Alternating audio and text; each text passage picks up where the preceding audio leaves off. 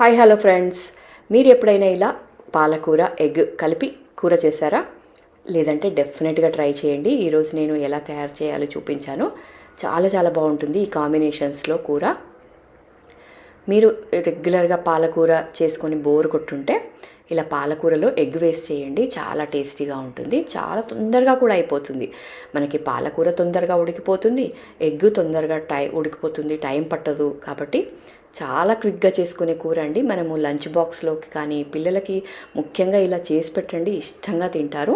ఇది మీకు ఎలా చేయాలి అనేది లింక్ కింద ఇచ్చాను. జస్ట్ మీరు ఆ లింక్ ప్రెస్ చేస్తే చాలు, ఒక 3 లేదా 4 నిమిషాలు ఉంటుందండి వీడియో, అంతే. ఆ వీడియో చూడండి, హ్యాపీగా కర్రీ చేయండి. పిల్లలు ఇష్టంగా లంచ్ బాక్స్ మొత్తం కంప్లీట్గా ఫినిష్ చేసి వస్తారు. ఒకసారి ట్రై చేయండి. మరిన్ని వీడియోస్ కోసం మీరు నా ఛానల్ని ఇంతవరకు సబ్స్క్రైబ్ చేసుకోకుండా చూస్తూ ఉంటే తప్పకుండా సబ్స్క్రైబ్ చేసుకోండి. ఇలాంటి మంచి మంచి వీడియోస్ అస్సలు మిస్ కాకండి.